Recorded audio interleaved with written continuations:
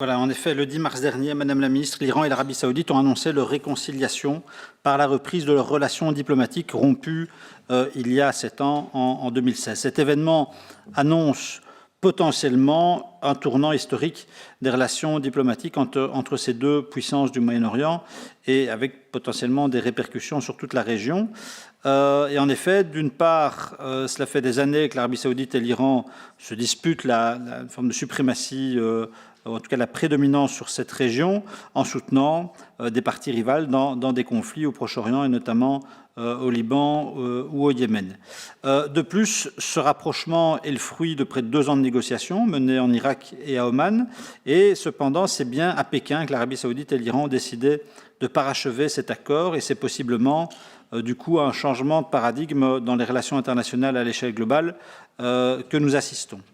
Enfin, cet accord exprime la volonté de l'Arabie saoudite de diversifier ses relations diplomatiques dans la région, mais également à un plus large niveau international, en ne se cantonnant plus à sa relation historique avec les États-Unis.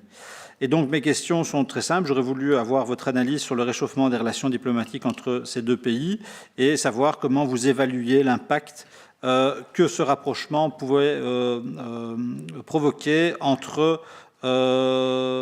ces deux puissances à l'égard du reste de la région et notamment sur des conflits locaux au Yémen ou au Liban particulièrement. Merci beaucoup. Mevrouw de minister. Monsieur Benachour, effectivement, on doit reconnaître qu'on assiste là à un développement important et encourageant si on considère, comme vous le dites vous-même, que ces deux puissances de la région, l'Arabie saoudite et l'Iran, qui avaient rompu toute relation depuis maintenant plus de 7 ans, ont pu les renouer. Mais on doit aussi rester réaliste. La détente entre les deux puissances régionales est bienvenue, mais elle ne signifie pas que la rivalité appartient au passé. Au contraire, les intérêts nationaux et les ambitions régionales des deux pays demeurent et la volonté actuelle est de s'orienter vers la coopération, du moins sur un dialogue direct, mais par l'intermédiaire en fait de diplomates. Lors du Conseil Affaires étrangères, j'ai exprimé auprès de mes collègues européens ma satisfaction quant à l'annonce du rétablissement des relations diplomatiques entre Riyad et Téhéran. Et j'ai répété aussi le soutien de la Belgique à toute initiative de l'Union européenne et de ses membres pour contribuer de manière concrète à la désescalade et au renforcement de la sécurité et de la stabilité dans toute la région. Alors, naturellement, au-delà de la réouverture des ambassades respectives, puisque c'est à ça qu'on assiste à l'heure actuelle, il faudra voir quelles formes concrètes prendront les fruits de ce rapprochement. Ces récents développements montrent que l'action diplomatique demeure en tout cas un outil efficace, même dans des situations qui semblent parfois inextricables. En cela, j'y vois une exhortation aussi pour l'Union européenne à demeurer engagée auprès de tous les acteurs régionaux. Et je renvoie d'ailleurs à cet égard aux conclusions du Conseil sur l'Iran, ainsi qu'à celles sur le partenariat stratégique avec le Golfe qui place, je cite, « la promotion de la paix, de la stabilité et de la désescalade des tensions dans l'ensemble de la région du Golfe ainsi qu'au Proche-Orient au sens large, au rang des priorités essentielles pour l'Union européenne. » Alors, concernant le Yémen, sur le court terme, le rapprochement irano-saoudien pourrait accélérer des pourparlers qui auraient pris plus de temps en l'absence de garanties, notamment les négociations directes entre les Houthis et l'Arabie saoudite et l'échange de prisonniers qui a déjà commencé. Surtout, le rapprochement permettrait d'atténuer la dimension régionale du conflit. Sur le long terme, il faut bien comprendre que les causes profondes du conflit sont bien intrinsèques en fait au Yémen.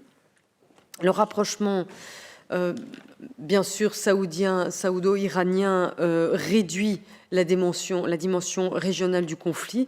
En pratique, il pourrait y avoir une percée sous la forme d'une trêve prolongée suivie d'une éventuelle reprise des pourparlers intra-yéménites. Et cela étant, pour que les efforts de consolidation de la paix gagnent vraiment du terrain au Yémen, ils doivent évidemment s'attaquer aux causes profondes, nationales, du conflit tout en bénéficiant d'un soutien régional et international.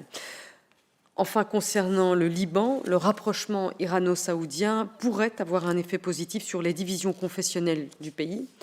Il pourrait conduire à une modération des positions du Hezbollah et des autres blocs confessionnels. En tout état de cause, notre pays appelle les autorités libanaises à mettre en œuvre les réformes nécessaires pour préserver à tout prix la stabilité du pays. Monsieur Benachou.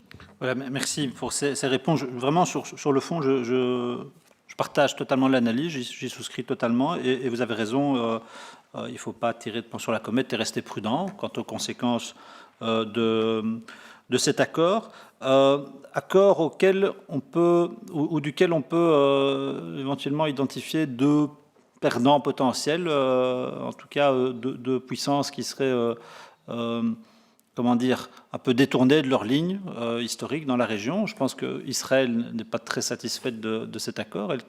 Israël qui défendait une ligne assez dure, voire guerrière à l'égard de l'Iran. Et puis les États-Unis, compte tenu du fait que cet accord est parrainé par Pékin, qui a l'air de se mettre à disposition de toute une série de parties prenantes à certains conflits partout dans le monde, mais aussi manifestement au Moyen-Orient et au Proche-Orient.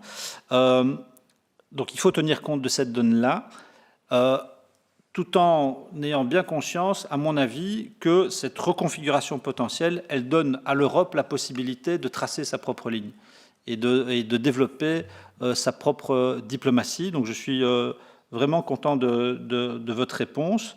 Restons évidemment attentifs aux évolutions de cette région et tâchons, comme je le disais tout à l'heure sur un autre dossier, de ne pas subir les événements, mais d'en être autant que possible acteur. Voilà, merci en tout cas.